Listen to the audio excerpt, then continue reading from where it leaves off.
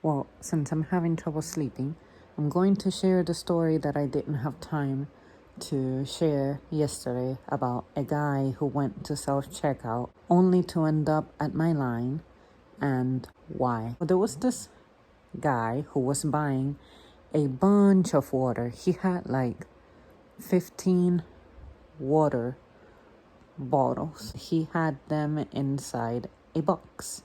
Naturally, the box is going to be pretty heavy and shit. And because this is a guy, he doesn't need a cart, and he was carrying it using his mic. Well, when he came through my line, he was like telling me what he had, and we rung it up. However, after the transaction was over, he said, "Hey, just a heads up, someone might need to follow up with the person running self-checkout, because when I tried to buy this, I asked her to help me to do a multiplier button type of thing, and she told me she couldn't do it, that it was something that she couldn't do." And I thought, that's weird, because I know that self-checkout has that button. So I was telling him, I'm sorry that happened, because it's something that I know the machine can do, because I have done it, I have used it.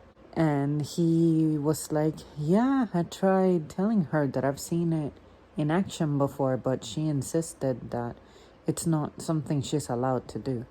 And I'm like, that's strange, because anytime there's a change in procedure, there's a announcement that management makes, or at the very least they write down something on our like little information log, and we read it and we sign off on it and whatever. But I never heard of such a thing, especially a tool that would facilitate a customer's experience at checkout. So anyway, so I thank him for telling me and for sharing that, and for especially for remaining chill. He wasn't upset, he wasn't being dramatic or anything. So I literally said, and thanks for not getting upset about that. There's gotta be a misunderstanding somewhere, and maybe an opportunity to learn.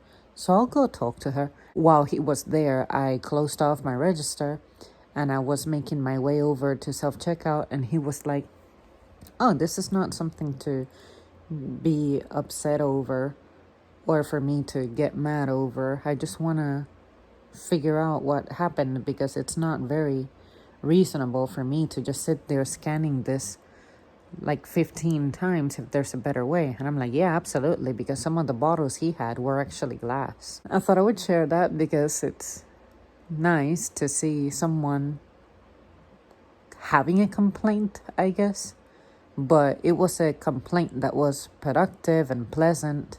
And ultimately, I went to my person over there running self-checkout, and I asked her what the deal was. And she was trying to say that someone in management told her to not do that, to let the customer scan it multiple times. And it just shocks me, because I know who she's talking about, and it just doesn't sound like something he would say. So because he wasn't there, I decided to send him an email and ask him. And I haven't been back on a computer since I sent that. Gotta find out what kind of answer I'm going to get. But yeah, I just wanted to give this guy a special shout out, because that's the kind of customer I like to deal with. You have a right to complain. You have a right to tell me that something made you feel down, but you don't have to be a bitch about it or a dick about it. Yeah, good self-checkout story. And what's funny is that it's a self-checkout story that I'm not supposed to be a part of, because I'm not self-checkout. But it follows me.